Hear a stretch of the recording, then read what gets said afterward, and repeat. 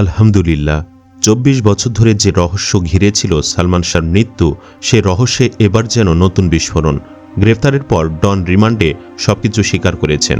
ঘটনার দিন আসলে কি হয়েছিল, কিভাবে অচেতন করা হয়েছিল সালমান শাহকে, কে দিয়েছিল ইনজেকশন, আর কার নির্দেশে মৃত্যুর পর মরদেহ ঝুলিয়ে রাখা হয়েছিল ফ্যানের সঙ্গে।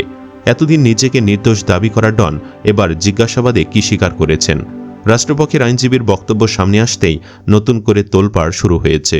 তাহলে কি ২৯ বছর পর সত্যি উন্মোচিত হতে যাচ্ছে সেই বহুল আলোচিত মৃত্যুর নেপথ্যের কাহিনী? চলুন বিস্তারিত জেনে নেই। সালমান শাহ হত্যা মামলায় গেল রোববার ঢাকা আন্তর্জাতিক বিমানবন্দর থেকে মামলার অন্যতম অভিযুক্ত খল অভিনেতা ডন হককে গ্রেফতার করে পুলিশ। হজ করার নাম করে সৌদি আরব অথবা দুবাই পালাচ্ছিলেন। গ্রেফতারের পর মঙ্গলবার তাকে আদালতে নেওয়া হয়। আদালত জামিন নামঞ্জুর করে কারাগারে আটক রাখার আদেশ দেন। ডনকে রিমান্ডের আবেদন করা হলেও তা দেওয়া হয়নি। তবে কারাগারে থাকলেও নিয়মিত জিজ্ঞাসাবাদ চলছে। সেখানে ডন বেশ কিছু চাঞ্চল্যকর তথ্য স্বীকার করেছেন। এতদিন সে নিজেকে নির্দোষ দাবি করলেও তীব্র জিজ্ঞাসাবাদের মুখে নিজের সমস্ত অপকর্মের কথা স্বীকার করেছেন ডন। শনিবার শুনানি শেষে আদালত প্রাঙ্গণে সাংবাদিকদের সঙ্গে আলাপকালে রাষ্ট্রপক্ষের পাবলিক প্রসিকিউটর ওমর ফারুক ফারুকি অভিনেতা ডনের জবানবন্দি উল্লেখ করে বলেন, ঘটনার দিন ওই বাড়িতে আজিজ মোহাম্মদ ভাই এবং সামিরা সহ অন্যান্য আসামিরা উপস্থিত ছিলেন। প্রথমে নাকে মুখে ক্লোরোফর্ম দিয়ে সালমান শাহকে অচেতন করা হয়। অচেতনের মাত্রা আরও গভীর করতে তাকে ইনজেকশন দেওয়া হয়েছিল। পরবর্তীতে মৃত্যু নিশ্চিত করার পর তার মরদেহ ফ্যানের সাথে দড়ি দিয়ে ঝুলিয়ে রাখা হয়। এই কাজে ব্যবহৃত সেই দড়িটি ডন নিজে তার মাজায় বেঁধে সেখানে নিয়ে গিয়েছিলেন বলে জবানবন্দিতে স্বীকার করেন। অথচ এতদিন অত্যন্ত সুনিপুণভাবে সাধারণ মানুষদের বোকা বানিয়ে আসছিলেন ডন। সালমান শাহর বাসার কেয়ারটেকার হয়েও সে নিজেকে সালমান শাহর বন্ধু হিসেবে দাবি করত। সালমান শাহ নিহতের প্রসঙ্গ এলেই সে ইনিয়ে বিনিয়ে বিভিন্ন মিথ্যা কথা বলতো। ২০২০ সালে পিবিআই ডনকে নির্দোষ ঘোষণা করে। তখন এই মামলার অন্যতম অভিযুক্ত ও সালমান শাহর কথিত ঘনিষ্ঠ বন্ধু ও খলনায়ক অভিনেতা ডন প্রকাশ্যে এসেছিলেন। ডন বলেছিলেন, আল্লাহ যা করেন ভালোর জন্যই করেন।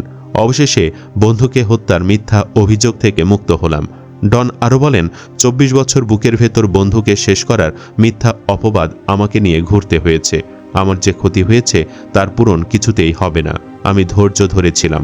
সত্য কোনোদিন মিথ্যা হয় না। মিথ্যাকেও কোনোদিন জোর করে সত্যি বানানো যায় না। তবে ডন ভণ্ডামের আশ্রয় নিলেও আজ একটি বিষয় কিন্তু সত্য হয়েছে, মিথ্যাকেও কোনোদিন জোর করে সত্যি বানানো যায় না। পরিশেষে এই কথাগুলো না বললে নয়। একজন বন্ধু আরেকজন বন্ধুর জীবনের সবচেয়ে কঠিন সময়ে পাশে থাকার কথা। সুখে দুঃখে বিপদে আপদে একজন আরেকজনের হাত শক্ত করে ধরে রাখবে, এটাই তো বন্ধুত্বের অর্থ।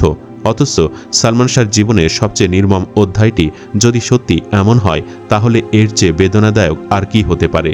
যে মানুষটিকে তিনি বন্ধু বলে বিশ্বাস করেছিলেন, সেই বন্ধুই যদি ষড়যন্ত্রের অংশ হয়ে তার মৃত্যুর কারণ হয়ে থাকেন, তাহলে সেটি শুধু একটি হত্যাকাণ্ড নয়, এটি বিশ্বাসের নির্মম মৃত্যু।